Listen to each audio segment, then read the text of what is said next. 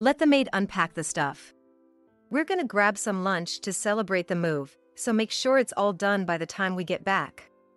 Be extra careful with my things. I can't believe I get to live in a place with 3 meals a day, naps, and a live-in maid. It's the best. The two of them left, laughing hysterically, leaving me stunned. To them, I was clearly still just a maid. I had endured it until now, but I had reached my limit. Taking advantage of the fact that I wouldn't talk back, their attitudes were only going to escalate from here on out. Am I supposed to live the rest of my life being looked down on and ridiculed like this? I absolutely hate that idea. If I was going to punish them, now was the time. To break free from this life, I needed to muster up my courage now. Excuse me, there seems to have been a bit of a misunderstanding. Actually, I decided to use a certain trump card I had been keeping hidden. My name is Emily. I live with my husband John. We both work. I'm at a major advertising agency and John is in sales at a small construction company. John and I have been married for 5 years, but from when we first started dating up until we were newlyweds, he was always considerate and kind to me. When I got home from work, he would offer words of comfort, and on weekends we would always go out to eat together. He cherished the time he spent with me. However, a few years into our marriage, John's attitude gradually began to change. John stopped helping with any of the housework and his attitude towards me grew cold. Hey, is dinner ready yet? Hurry it up. You really are a clueless woman. What a slob.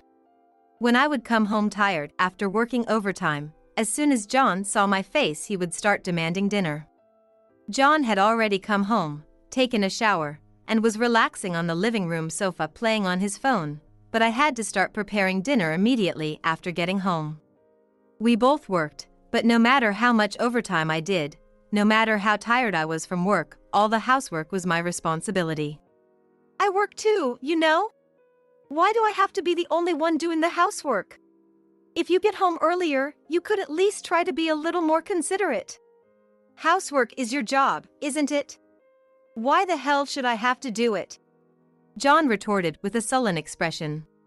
We always ended up arguing like this, but no matter how much I pleaded, John wouldn't budge on his stance that housework was a woman's job. I suggested splitting the chores since we both work, but my proposal was always rejected. Sure, John was probably tired from work every day too, but so was I. We're married, so whoever can do it should just do it. Let's help each other out a bit more. Shut up. You're my wife, don't lecture me. Just 'cause you work a little, you're getting too big for your britches. You just need to shut up and do as I say. I'm not your maid. If you got a problem with it, then get out.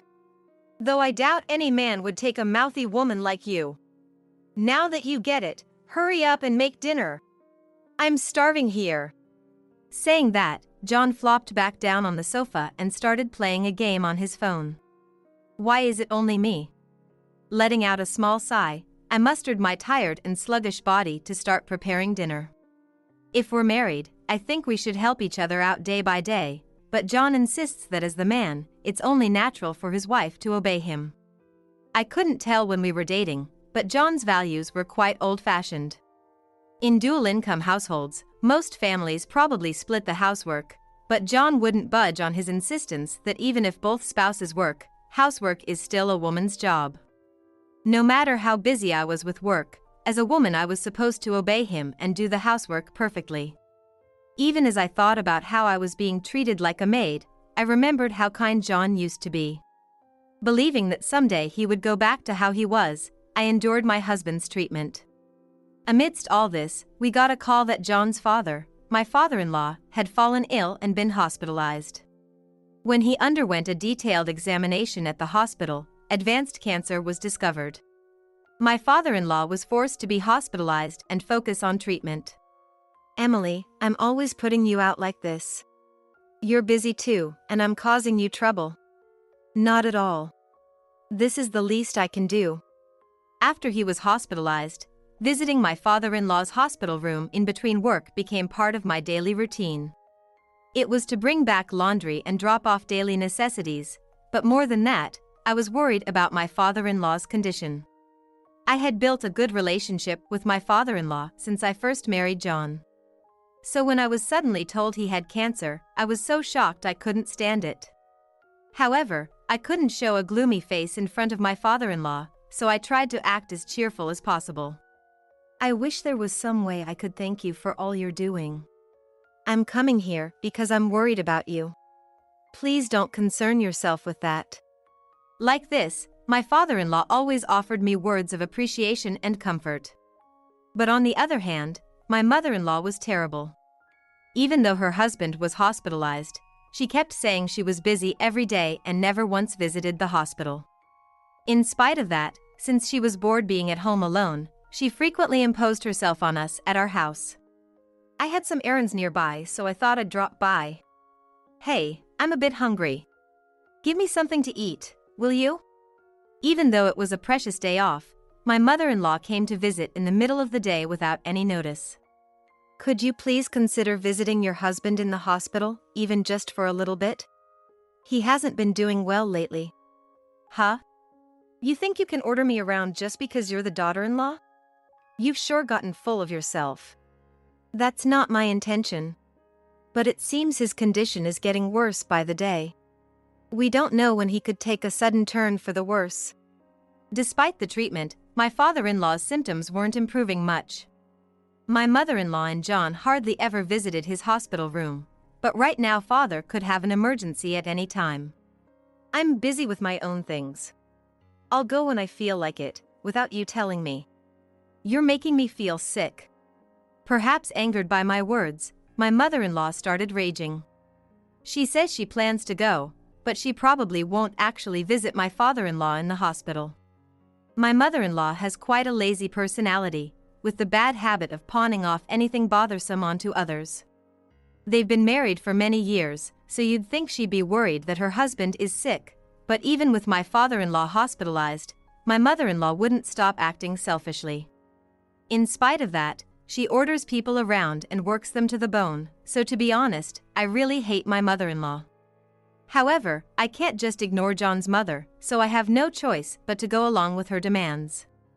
My mother-in-law loves shopping, has a terrible spending habit, and dresses quite flashily for her age. And she's terrible at housework. Whenever I go to my in-laws' house, there are always things scattered about to the point you can't even walk. Apparently, it's always been like this, and even though my father-in-law would help tidy up, my mother-in-law's aversion to housework never got better, so he eventually gave up. John probably insists so stubbornly that housework is a woman's job because he grew up seeing his mother like that. And ever since my father-in-law was hospitalized, on top of my husband, my mother-in-law who practically moved in with us started treating me like a maid day after day. In addition to work and daily housework, I also had to follow my mother-in-law's orders, and I gradually became exhausted. Even though he saw what state I was in, John didn't change at all. I'm tired from work. Using work as an excuse to try to get out of anything bothersome. But I work too. Why am I the only one who has to put up with this? As I silently seethed with anger, my mother-in-law piled on insult to injury by saying, "Show more respect to my son. You work so you're trying to slack off on housework and make John do it, aren't you? Stop being lazy and know your place." My mother-in-law is selfish, but she clearly dotes on her only son, as she constantly gives me unwanted advice about putting my husband first. Mom's right. This is a good chance, so train her properly for me. I'm at my wit's end with her always talking back. Far from defending me when I was being scolded, John said things to sick my mother-in-law on me. After that, my mother-in-law happily started frequently making nitpicky sarcastic remarks and complaints to me, driving me to the brink of a nervous breakdown. And then, something happened that was the final straw to my already depressing life. I'm going on a little overseas trip. There's a show for my favorite brand. I'll be away for a while. One day, when I was at my wit's end with her daily visits, my mother-in-law suddenly announced she was going on a trip, and a moment of peace arrived. She said she'd be back in about a week, so until then I could get a bit of a mental break. Or so I thought, but one night when I got home from work, I witnessed an unbelievable scene with John. John was lying sloppily on the living room sofa, snoring loudly. When I got closer, there was a strong smell of alcohol. Apparently, he had gone out for a drink after work. He works me to the bone, and looking at him must be nice. Feeling angry at my selfish husband, I picked up John's suit and bag that were strewn about the living room. That's when I noticed something. "What's this?" As I picked up the crumpled dress shirt to wash it, I smelled a strong perfume. It was clearly a woman's scent, and of course completely different from what I use. Smelling that sickly sweet perfume made me feel nauseous. In addition to the smell, there was also lipstick on the shirt, making it obvious that John had done something with another woman. However, even if I confronted John, my condescending husband probably wouldn't immediately admit to cheating. If anything, he'd get angry and call me the worst for doubting him. My love for John had already been fading due to his attitude that it's only natural for me to do everything, but today made it final. I've been working so hard for my family. I'm at my limit. I left the living room and headed to the washroom to wipe the tears welling up. Looking in the mirror, I saw my face that had become much more haggard than before. It was probably because I had lost 11 pounds from the stress. The dark circles under my eyes and the white hairs mixed in with my hair made me look older than I was. If I stay quiet, I'll just remain a convenient maid. Fighting against John and that mother-in-law of his would probably be really tough. But I couldn't stand continuing to live like this, being used however they wanted. At that moment, I vowed in my heart to get revenge on John and my mother-in-law. After that, my days of being worked to the bone continued as always, but in order to crush John and my mother-in-law completely, I bided my time and waited for a chance at revenge. Amidst all this, my father-in-law who had been fighting illness finally passed away. In the end, the cancer had metastasized throughout his body, and the doctor had told us there was no hope of recovery, so I was prepared, but it was still painful. However, because John and my mother-in-law said they didn't really get it and dumped everything on me, I didn't even have the luxury of grieving and had to prepare for my father-in-law's funeral. And after finishing all the arrangements from the wake to the burial, just as I was finally catching my breath, my mother-in-law suddenly visited as usual and said something unbelievable. "Now that my husband is gone too, I'll be living here with you starting today. Thanks in advance." I saw a large suitcase next to my mother-in-law, making it clear this was no joke. "Living together, so suddenly. I haven't heard anything about this." I said it was fine. "You got a problem with that?" John said brazenly, not looking the least bit guilty. I got so angry, I felt dizzy. How can this man be so selfish? "Of course I have a problem with it. Why didn't you discuss such an important thing with me?" John had decided unilaterally for my mother-in-law to live with us, without asking my opinion at all. I couldn't just not object to this. Why should I need your approval? Anyway, it's already been decided that she's living with us. How could you just decide something like that? If Mom's here, she can help with the housework you've been slacking on. Isn't that great? John said that with a stupid grin, but I knew there was no way this mother-in-law of mine would actually do any housework. "Oh, isn't it about time for the movers to get here? Hurry up and bring in my stuff. I won't forgive you if you damage anything." Saying that, my mother-in-law shoved her large suitcase at me. "Let the maid unpack the stuff. We're gonna grab some lunch to celebrate the move, so make sure it's all done by the time we get back, got it?" John said that in a rough, condescending tone. "Be extra careful with my things, you slob." "Come on, John, let's go. I can't believe I get to live in a place with 3 meals a day, naps, and a live-in maid. It's the best." The two of them left in high spirits, laughing hysterically and leaving me stunned. To them, I was clearly still just a maid. I had endured it until now, but I had reached my limit. Taking advantage of the fact that I wouldn't talk back, the two of them were only going to escalate things from here on out. Am I supposed to live the rest of my life being looked down on and ridiculed like this? I absolutely hate that idea. I knew that if we started living together, I would end up being used by these two even more than before. To break free from this life, I needed to muster up my courage now.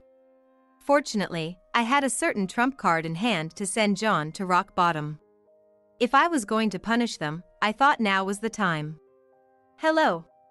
We're here to deliver your moving boxes. Anyone home? After a while, the moving truck arrived. Peeking into the cargo area, I saw box after box piled up with my mother-in-law's things. Seeing that, I got an idea. Excuse me. There seems to have been a bit of a misunderstanding.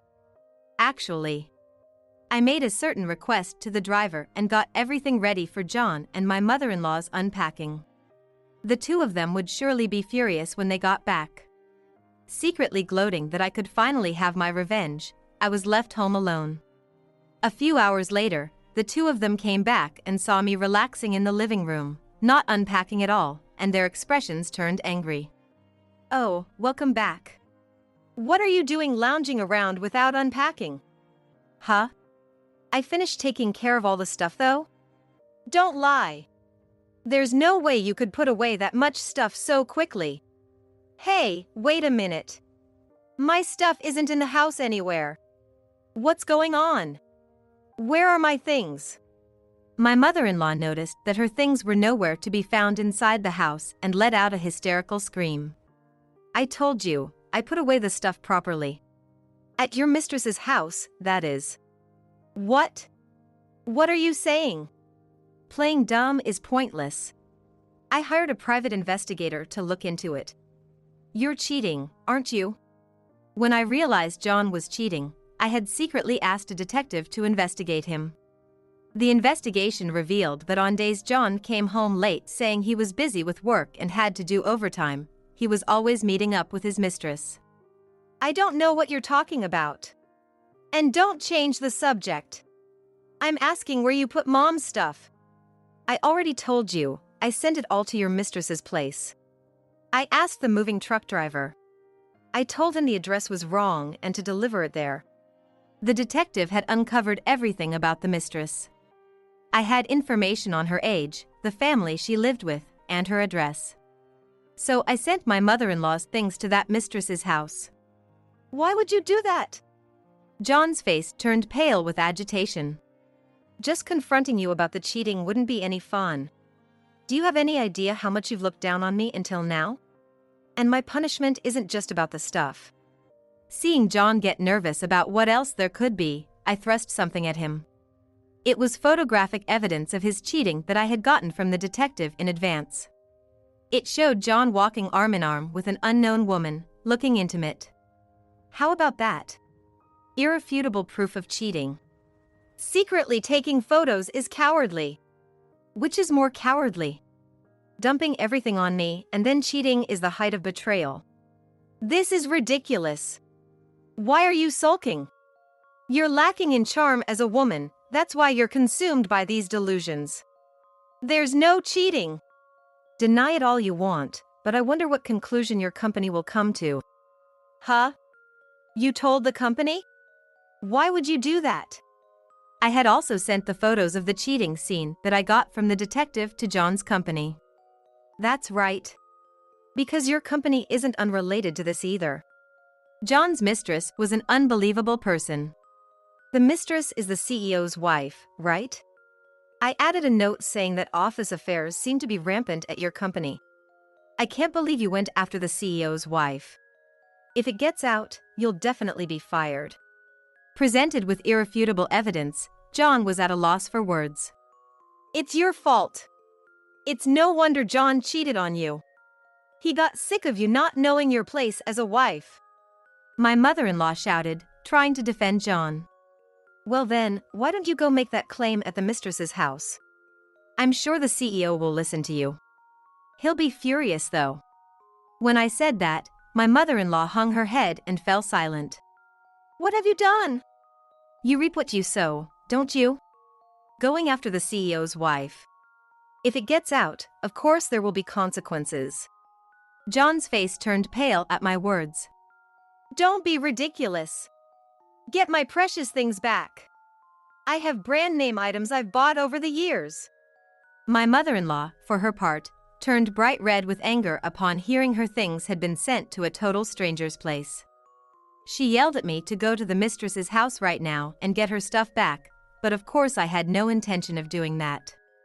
No thanks. If it's that important, why don't you go get it yourself instead of leaving it to a slob like me? Go visit and say you're the mistress's mother-in-law. What kind of woman are you? Perhaps the shock was too much, as my mother-in-law crumpled to the floor. She's always so aggressive in blaming me, but I guess she's weak when the tables are turned on her. Before long, my mother-in-law started crying. Then suddenly, John's phone rang. The screen displayed the CEO's name. He had no choice but to answer, so John picked up the phone nervously. I'm sure you already know why I'm calling. Your behavior is unacceptable. You're fired, effective immediately. No way! This is all a misunderstanding. Please hear me out. John hurriedly tried to make excuses to the CEO, but it seems the call ended as soon as he was told he was fired. Shocked at losing his job, John was at a loss for words for a while, but eventually he started glaring at me and cursing. I'll never forgive you for this. I'm divorcing you. Get out of the house. The ones who need to leave are you too. What are you talking about? This is John's house. What are you saying? I'm the one paying the mortgage on this place, you know? No way. That can't be true. Why would you be? She probably never doubted this condo was in her son's name. My mother-in-law's eyes widened in surprise. When John and I first got married, we had agreed that I would pay the mortgage since I had the higher income, but it seems my mother-in-law didn't know that. Sorry to disappoint you, but I make more than your son. Recently, I hadn't been able to fully devote myself to work because John wasn't doing anything around the house, but even so, my salary was still higher than John's. I have no intention of living here anymore, so I'm going to pay off the mortgage early and sell the place. Or are you going to buy it from me? Oh, I guess that's impossible for you unemployed folks. Hearing my words, my mother-in-law's face contorted in bitterness. Forget it. I'm going back to my own house. I wouldn't stay in this place if you begged me. Oh, that's not possible. Demolition work has already started there. What? Demolition? What do you mean? My mother-in-law let out a discordant scream in shock. I put in a request for demolition when you moved in with us after the funeral. It should be an empty lot by now. Too bad, huh? My mother-in-law started trembling with anger. What right do you have to demolish it? I'm calling the police. Feel free. But I think you'll just embarrass yourself. The house has been officially transferred from your husband's name to mine through the proper procedures. What? Why would it be in your name instead of mine, his wife? When he was alive, my father-in-law had said he wanted to do something for me, the only devoted family member who visited him amidst all his unreliable relatives. I had always refused, saying I didn't need anything in return, but in the will found after my father-in-law passed away, it was written that the rights to the land the house was on would be inherited by me. Of course my mother-in-law wouldn't know about that. She had dumped all the bothersome tasks like my father-in-law's funeral and the procedures afterward on me while she went off and played. I can't believe this. Why would he leave it to his daughter-in-law?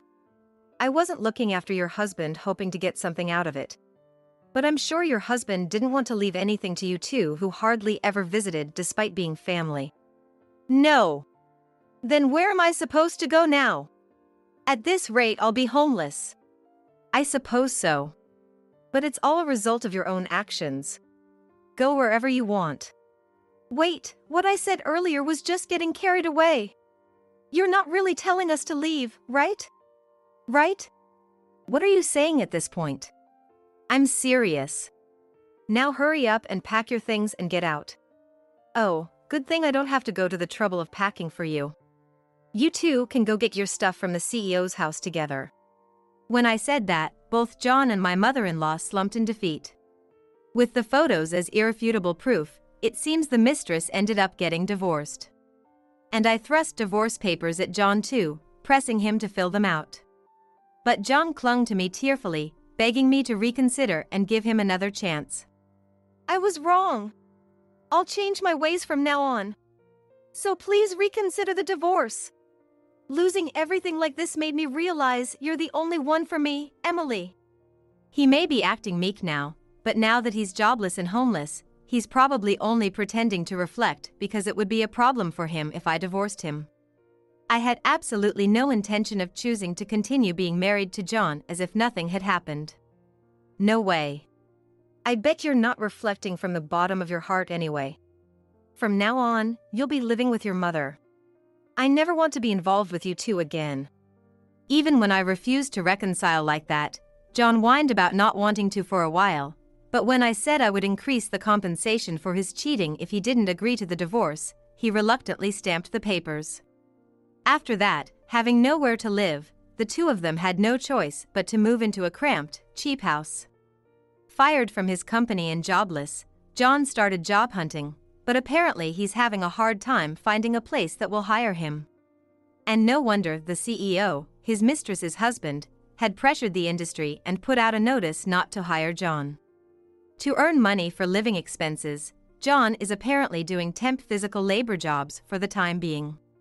However, having never done work outside the home before, John isn't very good at it, and it seems his coworkers berate him as useless.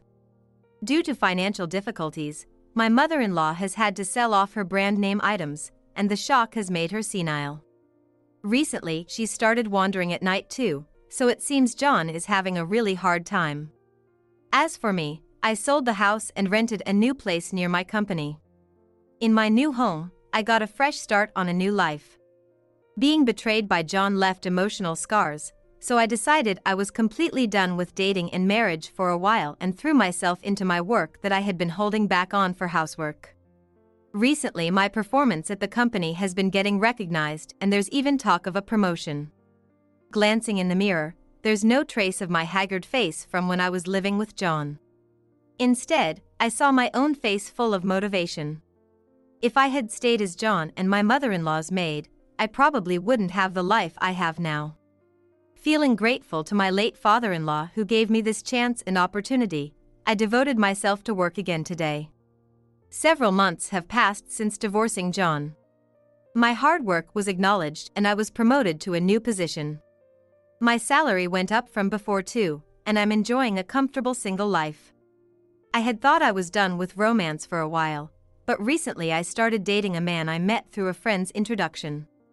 Unlike my ex-husband John, he can naturally handle all the housework, including cooking. Any self-respecting adult should be able to do basic housework.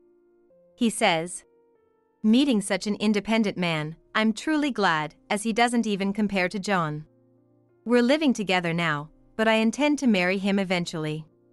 I failed at marriage once, but thanks to that I was lucky enough to find a wonderful partner. From now on, I want to walk through a happy life together with him." Hey! I'm going out with my friends, so give me some money. About $4,000 should be good.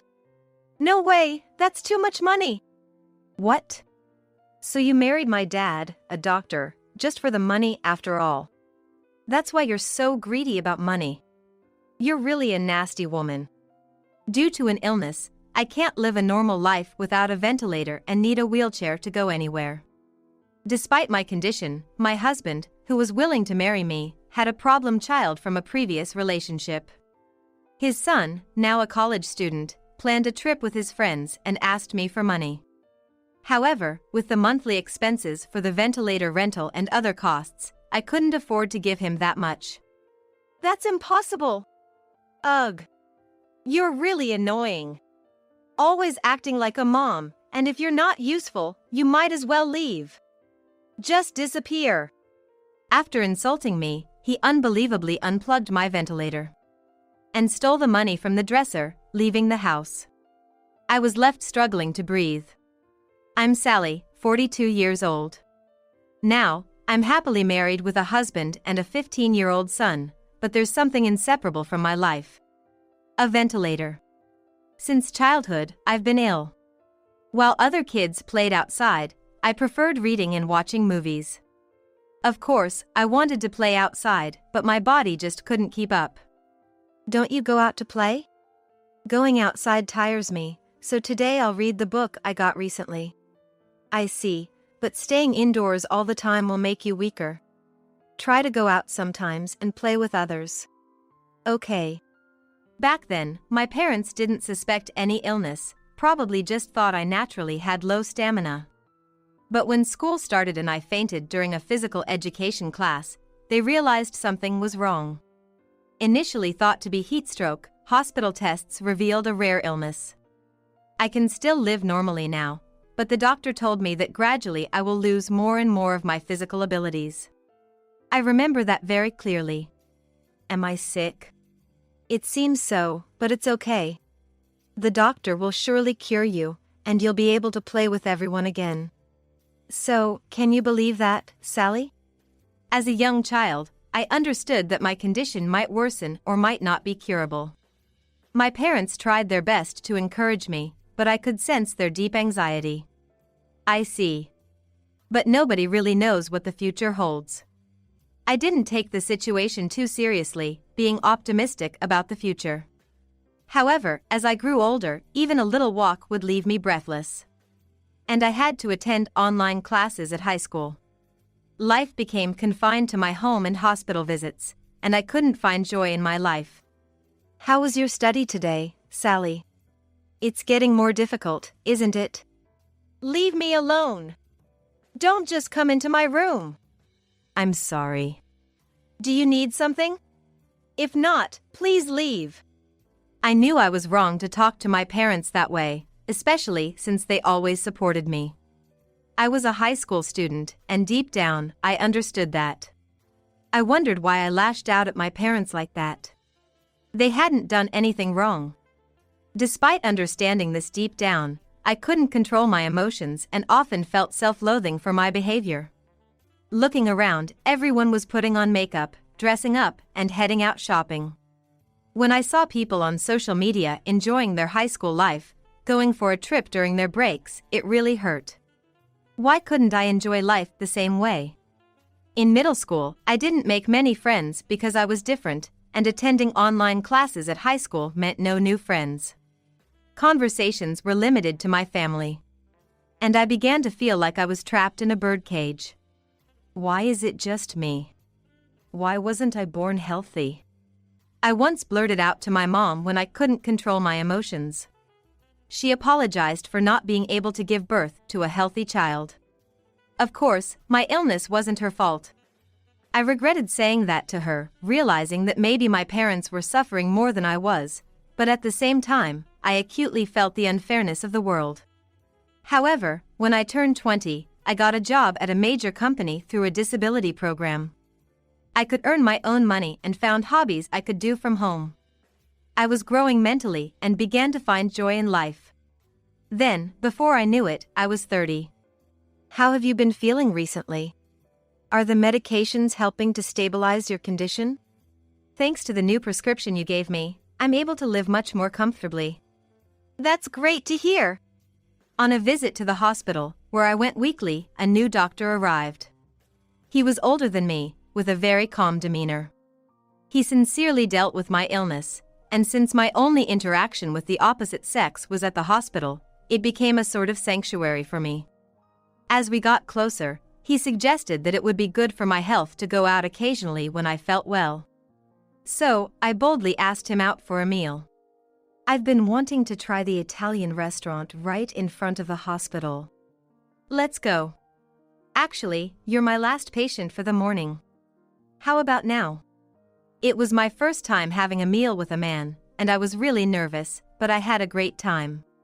I had always been cooped up at home, had hobbies, but never experienced romance. I thought no one would want to date someone with my illness and that I'd live alone forever. So, feeling my heart flutter like that was exciting.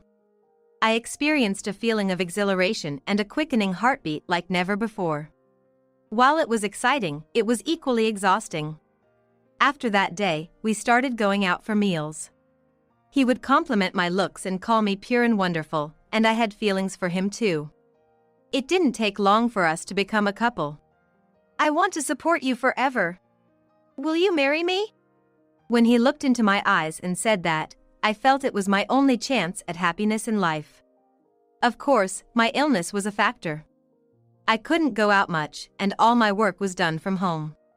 The most I could do was eat somewhere after a hospital visit.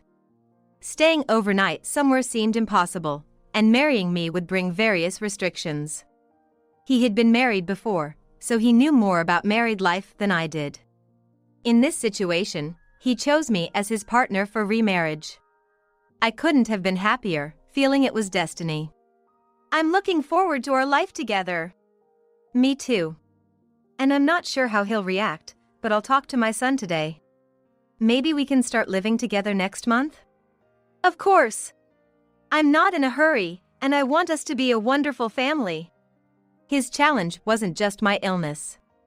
He had a son from his previous marriage, a middle schooler. I knew adolescents could be sensitive, especially with his dad remarrying. And the fact that his stepmom couldn't go out much due to illness. Honestly, I wasn't confident about fitting in or being accepted by his son. But worrying wouldn't help, so I decided to see how things would go. A week later.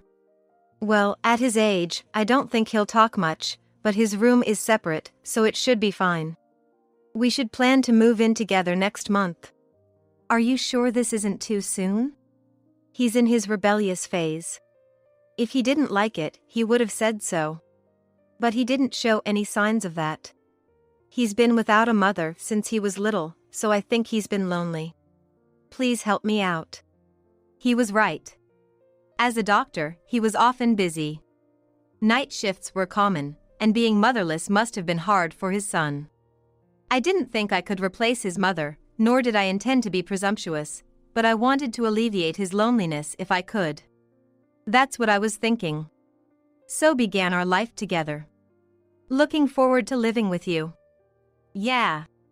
He wasn't very talkative, whether due to his age or not fully accepting me yet, I couldn't tell. Initially, he wouldn't even make eye contact or communicate, but gradually, he began to look at me and talk. As my husband's work got busier, the boy and I spent more time together. I'm going out to eat with friends. Can I have some money? Is $60 enough? No way, that's not enough. After eating, we might go to bowling. I need at least $200. That's too much for just hanging out. Just because you never went out with friends doesn't mean you know everything. It costs a lot to have fun, and it's a mother's duty to provide. Being called a mother left me speechless. Looking back, I think it was almost like a kind of curse. I felt like I could never truly be his mother. But when he needed me, I wanted to be there for him. I believe that's what I was thinking. In retrospect, maybe a middle schooler didn't need $200 for going out. But I had my own earnings and savings, so I gave it to him. And I might stay at a friend's house, so don't tell Dad, okay? Staying over? Don't you have school tomorrow? Sure, but that's none of your business, right? I wondered if it was okay to let him be so free-spirited. My husband was quite strict, only giving a certain amount of money for outings. I knew I shouldn't be doing this, but I didn't want him to dislike me. Maybe he was starting to open up to me, and I feared if I was too strict, he might completely shut me out. So, I had these anxieties. All right, just be careful then. He ignored me and left, but I thought maybe giving him some freedom was better. I'm not his mom, and I didn't want to overstep and upset him. Maybe from his perspective, he was thinking, I don't want to hear it from you. But ignoring my husband's parenting approach hurt too. I knew raising a child wouldn't be easy, but I didn't expect this many problems. However, that night, I thought about it and realized I couldn't just stay silent about him. The next morning, I told my husband everything. I think it's partly because he's in his rebellious phase, but we can't just leave it like this. You're right, thanks for telling me. I expected a day would come when he wouldn't listen to me anymore. Well, some of it can't be helped, I guess. We can't spoil him, but being too strict isn't good either. I'll think about it. My husband seemed to be struggling with parenting, and I couldn't offer any good advice. I wanted to be helpful, but felt frustrated that I couldn't be more useful. Still, I continued to support him in my own way. He eventually graduated high school and, though not the brightest, went to college. My husband and I were happy that he was progressing, but there was a bigger problem. It was about my health. Are you okay? Yeah, the medication helps a lot, but I've been feeling quite short of breath. My condition had been worsening for about a month, and recently I couldn't even lie down without struggling to breathe. My husband said my illness was progressing rapidly and that I wouldn't be able to work anymore. My respiratory system was failing, and it seemed I'd need a ventilator in the future. My legs were getting weaker, so I needed a wheelchair whenever I went out. It had progressed to that extent. You can't be serious. Don't worry, I'll always be here to support you. You're not alone. His words helped me keep my spirits up, but as weeks passed, it became harder to live normally. I had managed to build a good family life. His son was growing up and moving on, and I thought my husband and I would live happily together.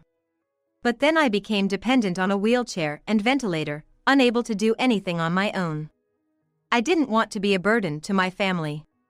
So, I hired a helper using my savings, trying not to be a burden. But then one day, can I have some money? For hanging out with friends? I'm going on a trip. I need about $4,000. That's a lot of money. So, you want me to be the odd one out, huh? I didn't mean that, but honestly, my medical expenses alone were a significant amount each month. Thankfully, my husband, being a doctor, wasn't financially struggling. However, I didn't want to be too much of a burden, so I was paying everything from my own savings. It wasn't easy when he demanded $4,000 right away for a trip with friends. I understand what you're saying, but that's a lot of money. So, you're just pretending to be a mom, but you don't really care about me, do you? That's not true, but... Well, I don't need your permission anyway. You must be keeping some cash around, right? He then started rummaging through the dresser in my bedroom. What are you doing? Wow, you've been stashing quite a bit. And you won't give me just $4,000? Pretending to be a mom, but you're useless. He took the cash I had saved and stuffed it into his pocket. Why did he do such a thing? There's a clear distinction between right and wrong actions. I thought he would understand that much. Yet, I was truly shocked and disappointed. I never expected him to go this far. Why are you doing this? There's a line between right and wrong, you know. What's the use of all this money to you? I can put it to better use.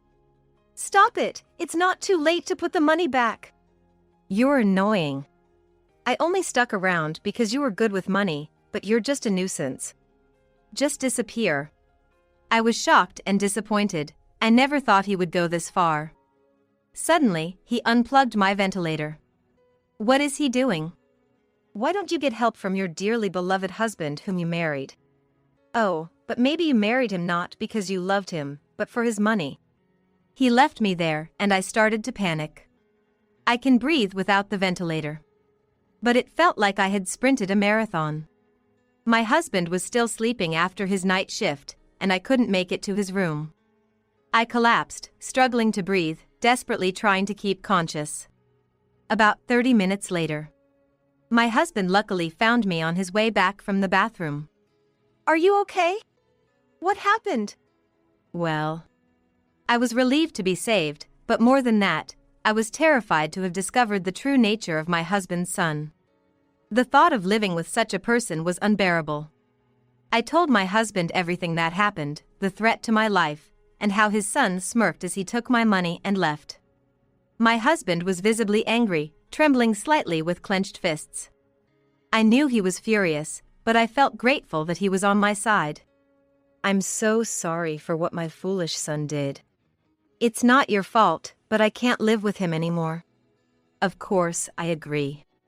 But just kicking him out won't make him understand anything. I have a plan. A plan? While I was glad my husband was on my side, it seemed he wasn't planning to just kick him out. I wanted to cut ties immediately, wondering what my husband was thinking. But after hearing his plan, I strangely agreed. Kicking him out would just end our familial relationship without addressing the root of the problem. A week later, he returned from his trip. I'm back. What's that smell? Welcome back. I just got back from a business trip myself. Do you notice a rotten smell? What? A business trip? Weren't you at home? No, I expected Sally to contact me if anything happened. But nothing did. Why are you so panicked? At that moment, he turned pale and rushed to my bedroom. He probably never imagined this scenario. After my son left the house, my husband was indeed sleeping, but he was still at home. My son probably thought that if my ventilator's power was unplugged, my husband would immediately take care of it. He must have had some idea of what my husband would say upon his return. He really didn't think things through. But the situation my son found himself in upon returning was different from what he had imagined. My husband didn't know about the unplugged ventilator. The house smelled of decay. I imagine various speculations must have run through my son's head, but there was one likely possibility. Desperately trying to deny this possibility in his mind, he rushed to my bedroom. What? What are you doing here? I thought you might have gone to the police station. What's going on? And this smell? Maybe I left some meat thawing in the kitchen and forgot about it. It's summer, so it might have rotted. But you had the nerve to come back after unplugging my ventilator. If you had any conscience, you'd go to the police. But I guess you don't. When I stated this clearly, he fell silent. I had died after he unplugged my ventilator and that he had left me here, lifeless. He must have thought that. But this was a strategy my husband and I had devised, and he fell right into our trap. He must have been in a panic, thinking he had taken a life with his own hands. That's why he rushed to my bedroom, pale-faced and sweating, in a state of alarm. But it didn't happen because my husband was there to help. If my husband hadn't noticed, my life would have been in real danger. Do you realize what you've done? If things had gone as you thought, I would have been dead. Wait, did you trick me? I was really scared. Don't do this kind of thing. Don't joke. What you did is unforgivable. It's the worst thing a person can do. I just wanted to make her suffer a bit, but I didn't. It's your casual attitude that's the problem. She never troubled you, and yet You're no human, you scoundrel. My husband grabbed his shirt and yelled, and his son just looked down in silence. He probably had never been scolded like this before. He was surprised and maybe even scared. But he should have known what reaction to expect after such an act. I think you know this, but I'm cutting ties with you. You're on your own now. I'm not paying for your college anymore, and I don't care about your living expenses. Wait, don't say that. You're misunderstanding. I didn't do it on purpose. What are you talking about? It was just an accident. My foot got caught. There's no proof that I did it intentionally. I didn't expect him to make such a desperate excuse at the last minute.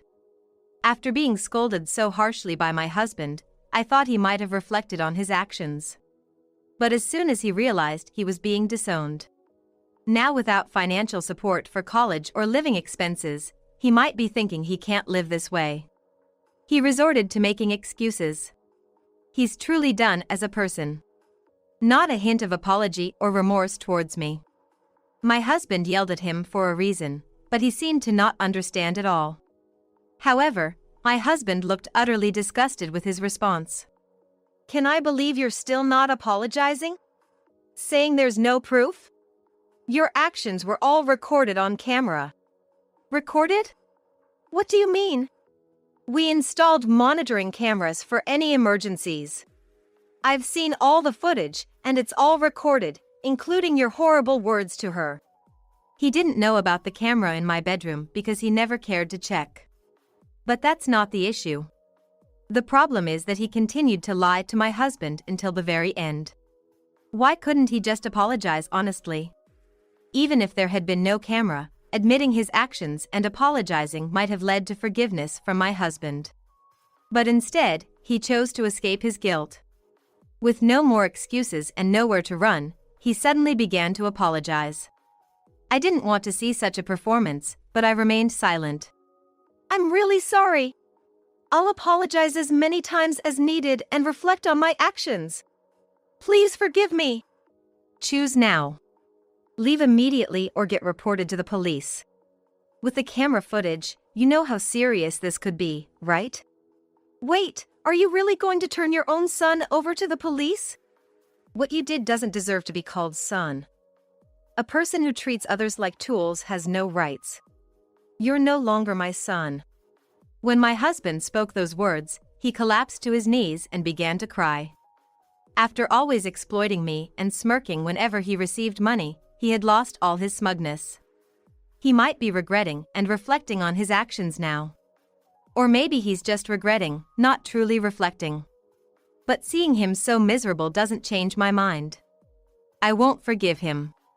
Indeed, my illness might have been a burden. But there's a line between what's acceptable and what's not. A person who can't make such a distinction doesn't need a conscience. You're not to come near this house again, and don't contact us ever. If you can abide by these two conditions, we won't do anything more. So, you're telling me to drop out of college? I have no place to live and no money. That's not my concern. It's your choice. Just know, I won't provide any financial support going forward. And you must return the money you took without permission. I can't pay back what I've already spent. I don't have a job or a way to live. Can't pay because you don't have a job? That kind of excuse won't fly. Keep making ridiculous statements, and I'll consider involving the police. My husband said this, and the son had nothing to reply. It felt like I was leveraging a weakness, but I had to say this to get a sincere response from him. That very day, we packed his bags and kicked him out of the house. I don't know what he's going to do now, but it's all the result of the seeds he sowed himself. If he truly reflects on his actions, he might have a good life waiting for him. But if he keeps harboring resentment and complaining, he's bound to walk the same troubled path. I'm sorry for causing trouble until the very end, but thank you for standing by me. I promised when we married, no matter what, I'd stay by your side and keep supporting you. Thank you, really. His words warmed my heart a bit. It's not like I did anything, but it ended up severing the parent-child bond. I felt a bit sorry for him, but I'm glad my husband stood his ground. I can't live without my husband's help. So, I'll do anything I can for him in return. Life is never something you can do alone, you always need someone's help at some point. It makes me wonder if there's someone around to lend a hand when needed. If nobody is willing to help, that says a lot about a person's worth. I plan to continue living happily, supporting each other with my husband. I was told by my son, Henry, that his spouse, Michelle, cheated on him and even had a child with another man. I can't forgive her for cheating and tricking me like this. I'm gonna get a divorce. A month after he declared this, I got a call. Hi, Susie, it's been a while. I'm getting discharged from the hospital tomorrow and will be coming over. Michelle's innocent voice came through the phone. I couldn't understand what she was talking about. Huh? Aren't you and Henry divorced? What? Divorced? Me and Henry? Oh, come on, Susie, stop joking around. That's not true. From her words, it didn't seem like Michelle was lying. But of course, I couldn't just take her word for it. Suspicious, I decided to confront Henry, who was relaxing at home. Henry, I just got a call from Michelle, and what she's saying is completely different from what you told me. Upon hearing this, Henry started to tremble and clammed up. My husband, Ken, who was watching the situation, thought it was odd and grabbed his baseball bat, slamming it down on the table. Thinking he was about to get hit, Henry finally started talking. Wait, please. Don't hit me. I'll tell you everything, I promise. I'm Susie. My husband Ken is a retired police officer, and now it's just the two of us living together. Our son, Henry, lives independently and works as a freelancer using social media. I'm not too familiar with that field, but it seems he makes a living through his illustrations. He's quite well reputed and has even been interviewed on TV.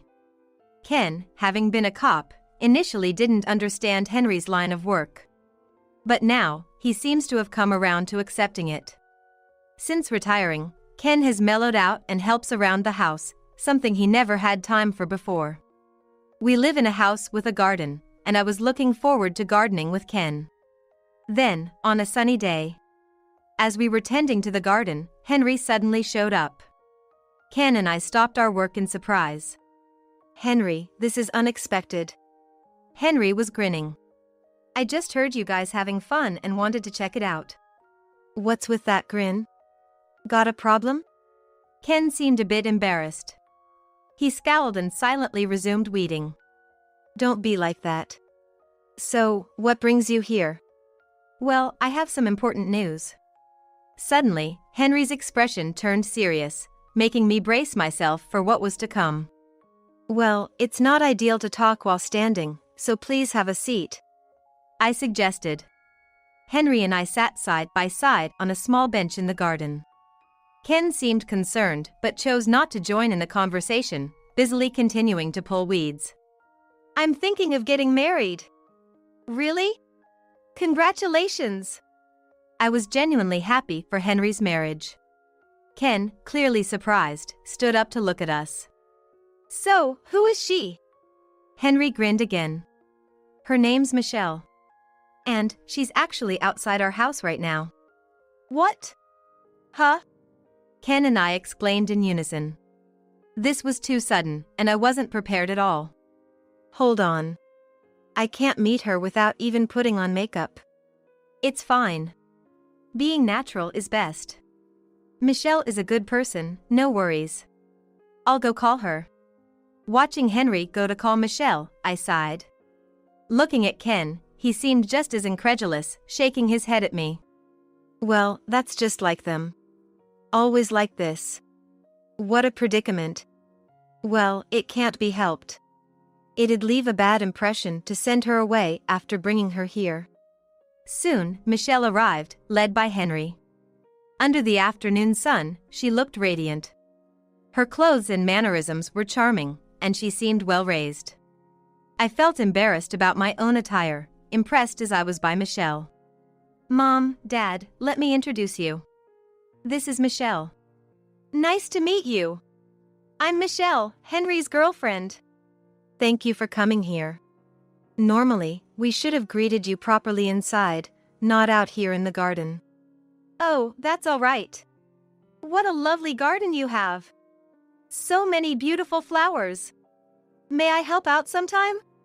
Michelle's eyes sparkled. Her childlike, innocent smile made me happy too. Ken also looked pleased. Well, Henry's really lucky to have you. He might not be perfect, but please take good care of him. I also ask you to take care of him. But Henry, next time, make sure to tell us in advance. I chided. Henry sheepishly scratched the back of his head. Actually, Michelle was only free today, and she thought it'd make things tense if we called ahead. He explained. Michelle shot Henry a look of mild disapproval. Well, that's all right. Let's go inside for some coffee. Sorry, we have another appointment after this. We'll let you know once we set a date for the wedding.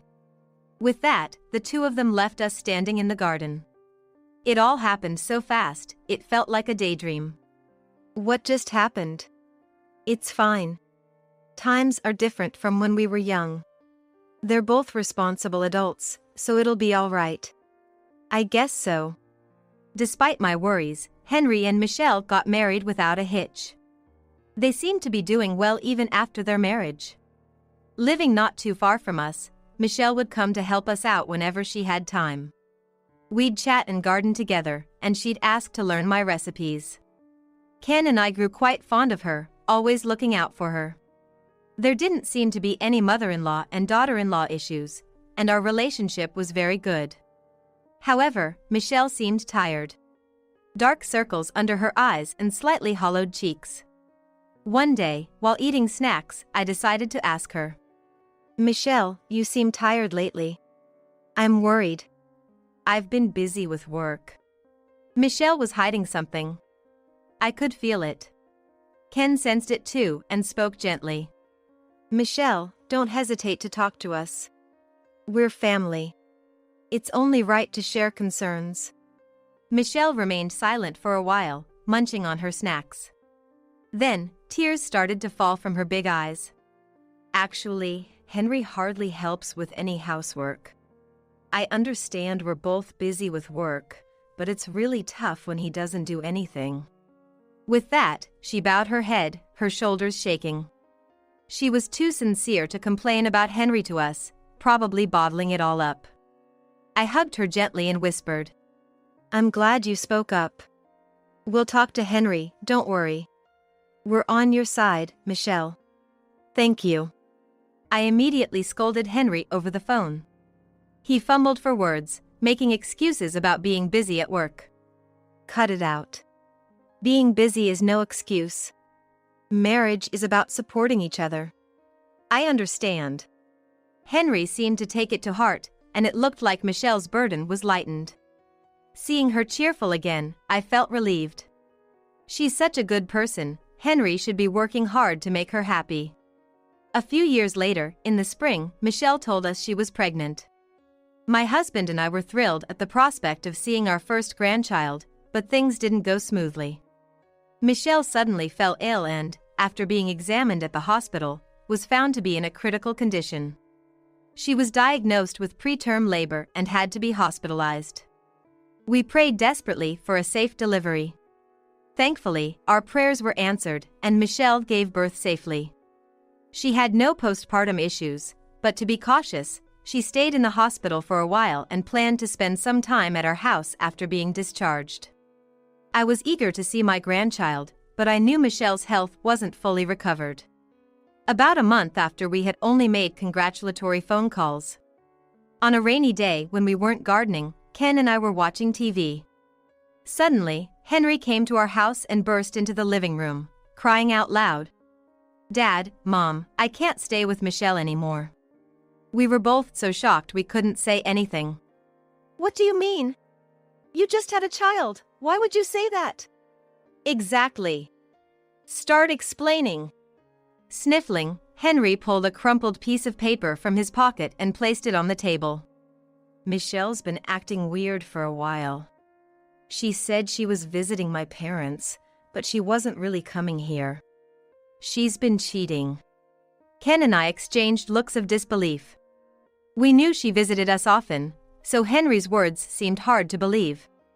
I know I've done wrong too, but after Mom scolded me, I seriously reflected on my actions. And yet, Michelle went and had a child. Wait, so the child Michelle gave birth to? Henry slammed his hand on the paper on the table. It's not mine. The DNA test showed no parental relation. This is the report. Can you believe it? She tricked me, acting all innocent. Henry ranted, his anger seemingly uncontainable. Rainwater from his clothes splattered on the table and floor. I picked up the report and tried to read it, but the ink had blurred due to the rain. The report clearly stated there was no parental relation. Ken also looked at the report in disbelief. I didn't want to believe that Michelle cheated and tricked him. We had built such a good relationship with her, and I couldn't imagine her doing such a thing behind that demeanor. Ken felt the same and was visibly confused. Can we trust this report? Shouldn't we investigate more? I already confronted her. Her attitude changed completely. She insulted me, calling me a convenient ATM. I can't believe that. It's true. Not just Michelle, her family blames me too. That's why freelancing is no good, they say. I reached my limit, that's why I came here. So, what do you want to do? I'm cutting ties with Michelle. I don't want anything to do with her family either. You mean divorce? Yes. I have all the evidence. I'm not at fault. Henry seemed to have made up his mind. The situation had progressed so far, there wasn't much we could do, but I wished I could talk to Michelle one more time. All right, we'll be prepared for that. Thanks, Mom. It means a lot. But don't contact Michelle or her family. I'll handle everything. If that's what you've decided, do as you wish. But please, no trouble with the police. I know. I'll be going now. Henry picked up the report, stuffed it in his pocket, and left quickly.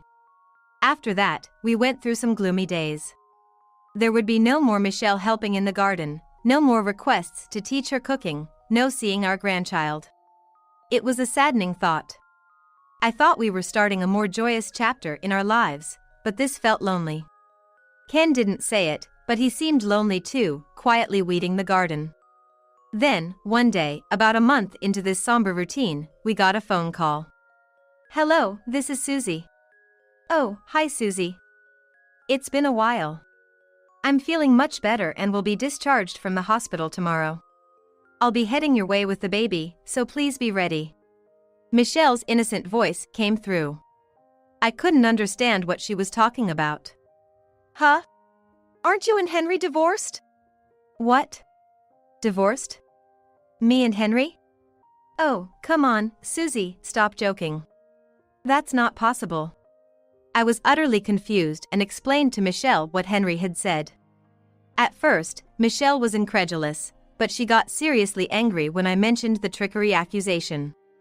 That's just ridiculous. Henry was the one who restricted me, saying not to meet other men. I followed that rule, and now he accuses me of cheating?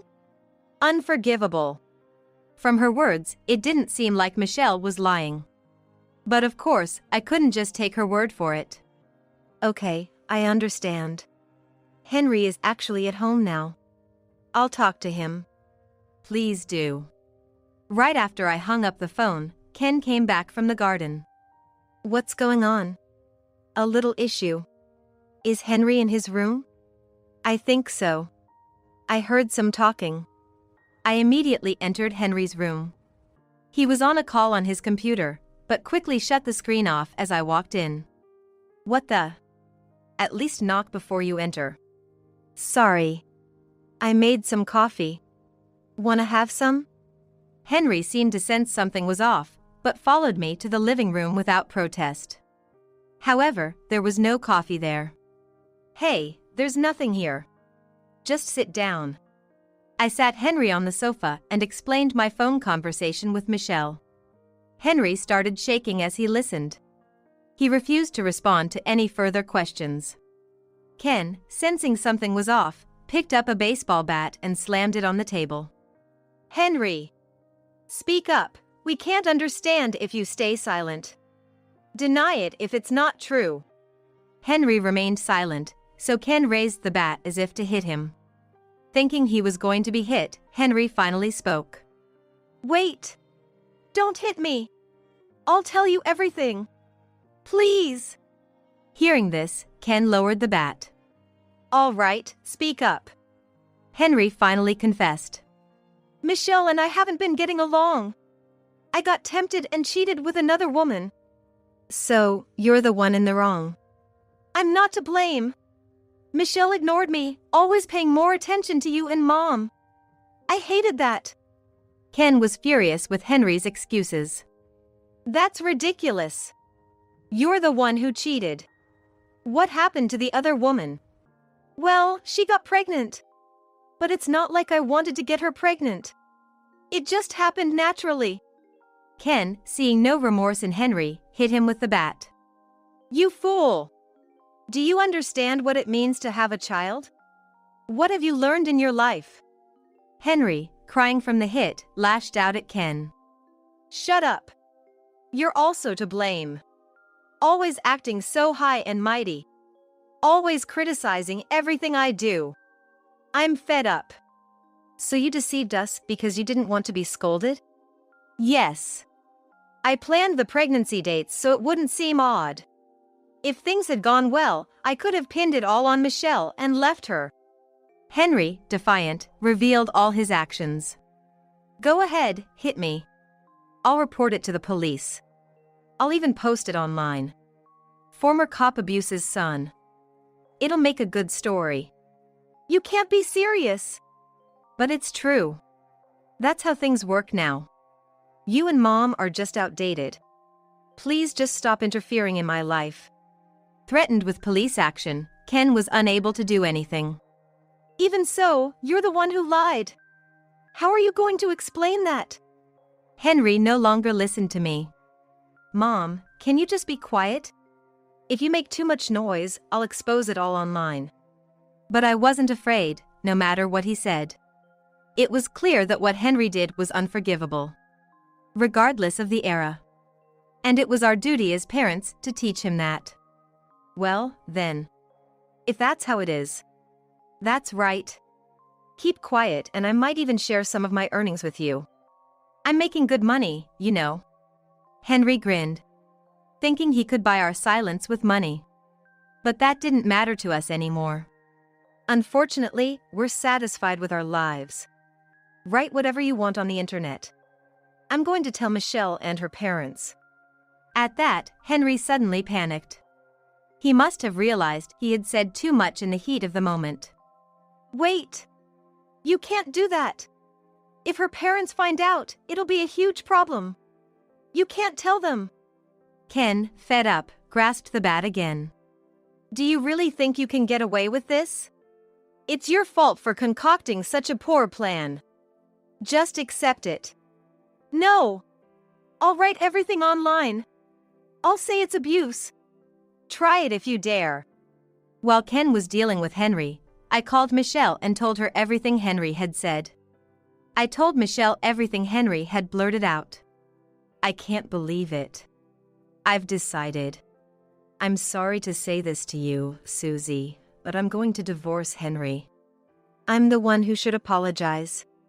I'm really sorry. I'll also explain everything to your parents. Then, I called Michelle's parents and told them everything that had happened.